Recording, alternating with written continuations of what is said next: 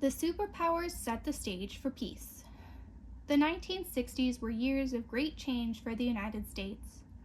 Almost every day, there was important news concerning the Cold War, the space age, the civil rights movement, new inventions and discoveries, sports, music, and art. And Americans were able to see and hear many of these events through television. Television had been invented many years earlier, but it did not become popular until after World War II. The first television sets had small screens, and the pictures were in black and white. By the early 1960s, there were millions of color televisions with large screens in American homes. Television brought to Americans such events as John F. Kennedy's presidential inauguration in 1961 and the launching into space of Alan Shepard, the first U.S. astronaut in space. Television captured the scene at Yankee Stadium on October 1, 1961, when Roger Maris hit his record-setting 61st home run of the season. Television even showed the arrival in New York City of a British rock and roll group called the Beatles. They were making their first U.S. musical tour. Rock and roll music became very popular in the 1960s. In 1969, some 300,000 young rock music fans went to the Woodstock Music and Art Festival, which was held on a farm in New York State. The people at the 3-day event had little food, water, or other necessities, but the festival was remarkably peaceful and successful. Some people even began calling young people of the 1960s the Woodstock generation. Television also brought unpleasant sights and sounds to American viewers. It showed U.S. troops fighting in a bloody war in South Vietnam. The United States backed the anti-communist government of South Vietnam, and the Soviet Union supported the communist government of North Vietnam. The Soviets and the North Vietnamese wanted Vietnam unified under a communist government. The U.S. government believed that defending South Vietnam was an important step in the long Cold War against the communist nations. At first, most Americans agreed with this policy, but as the years passed and the war grew and grew, many Americans became convinced that the United States should withdraw its troops from Vietnam. Many others believed the United States should do whatever was needed to defeat the communists. Marches and rallies were held across the nation to protest or support American involvement in the war, and sometimes there were clashes with police. The war in Vietnam caused great unrest and disagreement in the United States.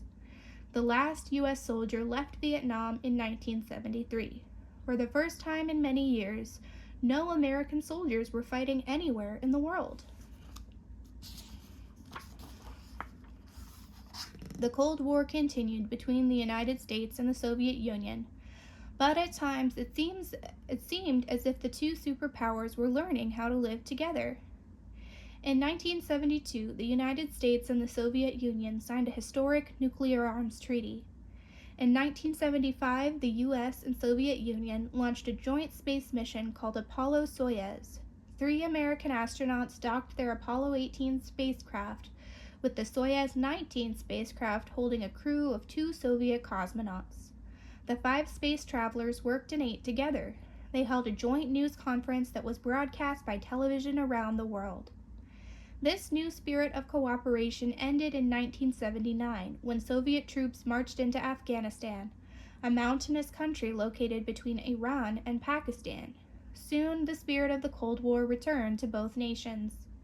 In 1980, Ronald Reagan was elected President of the United States.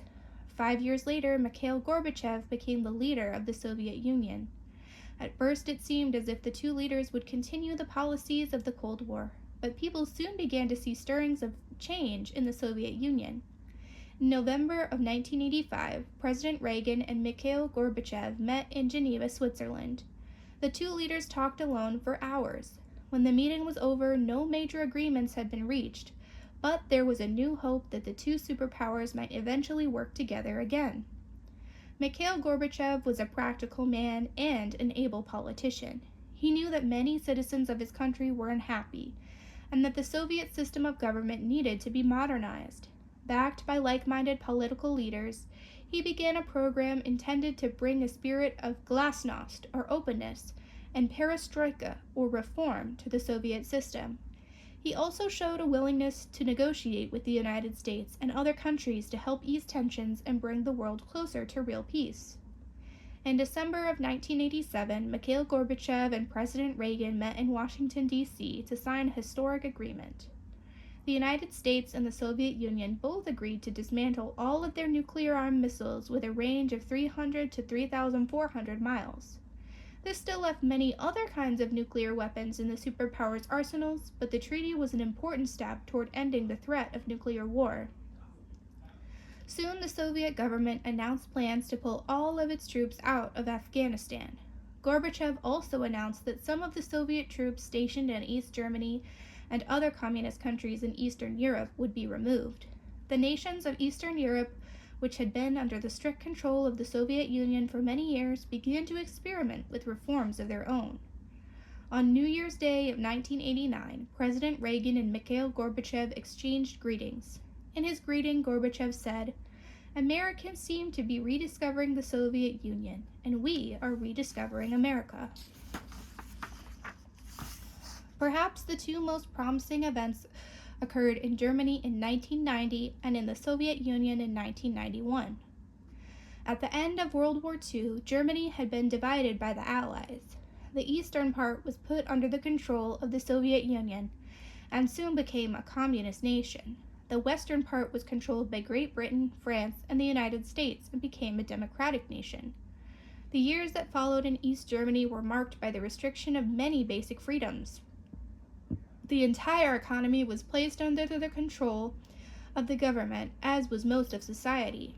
In 1989, the East Germans began to hold peaceful demonstrations, demanding freedom to travel, vote, and exercise other rights. In November, the government announced that anyone who wanted to travel to the West could do so.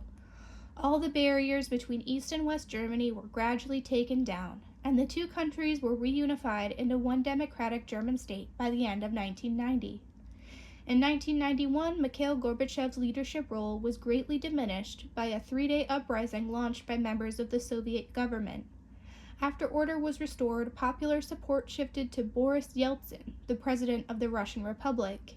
Yeltsin responded by forging an agreement with the Ukrainian and Belarusian republics to leave the Soviet Union, along with the Russian Republic, and create their own union called the Commonwealth of Independent States. The establishment of the new union marked the end of the Soviet Union and the end of the Cold War, bringing the dream of world peace one step closer to reality. What do the coming years have in store for our great nation? Perhaps the countries of the world will finally learn how to settle their disputes without going to war. If that happens, there will be no need for big armies and terrible weapons. Then America will be better able to help solve the great problems of disease, hunger, poverty, and homelessness.